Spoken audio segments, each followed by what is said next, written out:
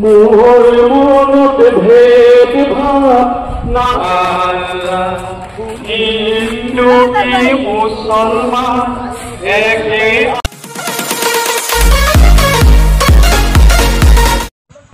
Hello' গাইছ, আজি পবিত্ৰ ঈদ উল আজহা আৰু আজি ভাবিলোঁ ভিডিঅ' এটা বনাই দিওঁ। আৰু আজি আহিলোঁ ফাইনেলি যোৰহাট জিলাৰ ঈদগাঁৱত। আৰু আপোনালোকে ভিডিঅ'টো ৱাটচ কৰক, দেখাই আছোঁ। আৰু সকলোকে ঈদ মুবাৰক থাকিল। আৰু 2025 চনৰ এইটো শেষটো ঈদ, যিহেতুকে ঈদ উল আজহা। আৰু আপোনাৰ ভিডিঅ'টো ৱাটচ কৰক। Thank you and love you all. ৰাজমা পুখুৰী এটা ইমান ধুনীয়া পৰিৱেশ, আৰু চাৰিপিনেও সকলো আহি আছে যিহেতু ঈদৰ নামাজ পঢ়িবলৈ।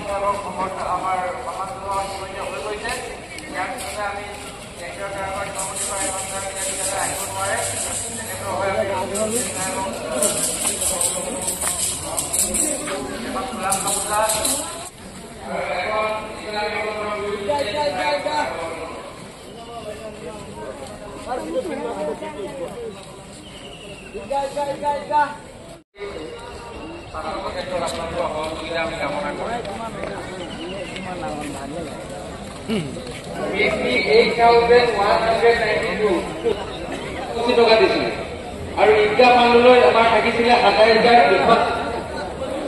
আজি ডক্টৰ আমিনুল ইয়াছিন চাহাবে সাহেব তেখেত নৰ্মেলিক আমি নিশ্চিতভাৱে এম্বুলেঞ্চ আছে আৰু আমি চুপাৰিনটেণ্ডেণ্টো কৰি থোৱা আছে। আমি সকলো ক্ষেত্ৰত আপোনালোকক সহায় কৰিম।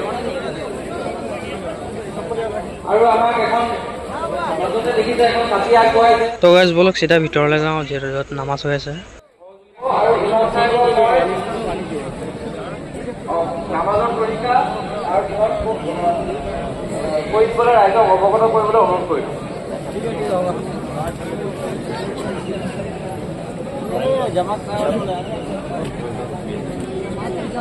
খাতা লোৱা।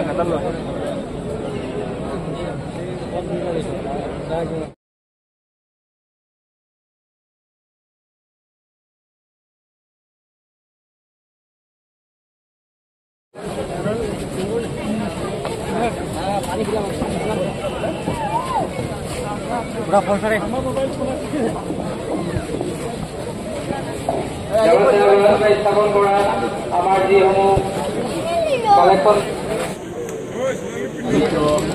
আমাৰ ঈদ উল আজহাৰ দিন হয়, আৰু এই দিনত আমাৰ আপোনাৰ গোটেই পৃথিৱীখন মানে এই ঈদ উল আজহা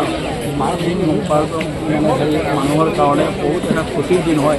আৰু এইটো আমাৰ পৰম্পৰা আগৰ পৰা হজৰত ইব্ৰাহিম আলাইহিছ্ছলামৰ পৰা মানে আহিছে, এই বস্তুটো ধৰি আহিছে। আজিৰ দিনত আমাৰ মুছলমান সম্প্ৰদায়ৰ যিসকল মানুহ আছে তেওঁলোকে ওপৰৱালাৰ নামত, আল্লাহৰ নামত মানে কুৰবানী কৰে। এইটো কমপ্লেইন মানে উদ্দেশ্য তেওঁলোকৰ এইটোৱে থাকে যেন আমি আমাৰ যিজন মালিক হয়, মালিকক খুচি আৰু ৰাজি কৰা। তাৰ কাৰণে চবে আজিৰ দিনত আহি পেলাই একেলগত যিটো নমাজ পঢ়ে, সমূহীয়া নমাজ যদি পঢ়া হয়, নমাজ পঢ়ি পেলাই ইজনে সিজনৰ লগত মানে মিলা প্ৰীতি, এটা মিল মহব্বত আৰু দোৱাও হয়। দোৱাত মানে গোটেই বিশ্বৰ শান্তিৰ বাবে দোৱা কৰা হয়। গোটেই বিশ্বৰ পৃথিৱীৰ সকলো ধৰণৰ কোনো জাতি পাতি ইয়াত কোনো মাত নাহে, সকলো জাতিৰ কাৰণে ইয়াত দোৱা কৰা হয়।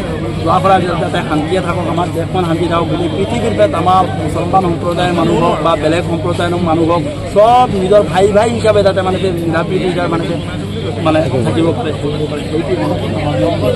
আৰু দোৱা কৰা হয় সকলো মানে আপোনাৰ বেমাৰী যিমান যি আছে প্ৰত্যেক হেৰিৰ কাৰণে, দেশখনৰ কাৰণে ভালাইৰ কাৰণে মানে দোৱা কৰা।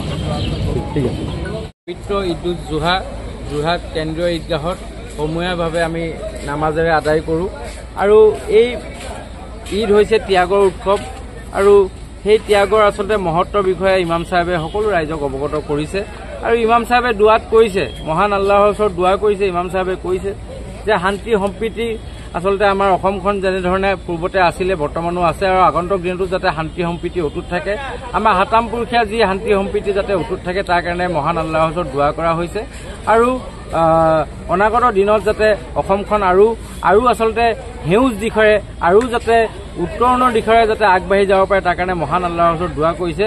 আৰু শান্তি সম্প্ৰীতি সদায় অটুট ৰাখিবলৈ আচলতে মহান আল্লাহে দোৱা কৰিছে। আৰু মই মহান আল্লাহৰ ওচৰত ইমাম চাহেবে দোৱা কৰিছে। আৰু মই যোৰহাট কেন্দ্ৰীয় ঈদগাহৰ সাধাৰণ সম্পাদক হিচাপে আচলতে আপোনালোকৰ চেনেলৰ মাধ্যমেৰে যোৰহাটবাসী তথা অসমবাসী ৰাইজৰ লগতে আপোনাৰ আৰু আপোনালোকৰ চেনেলৰ সকলো কৰ্মকৰ্তাক আচলতে ঈদৰ আন্তৰিক শুভেচ্ছা জ্ঞাপন কৰিছোঁ।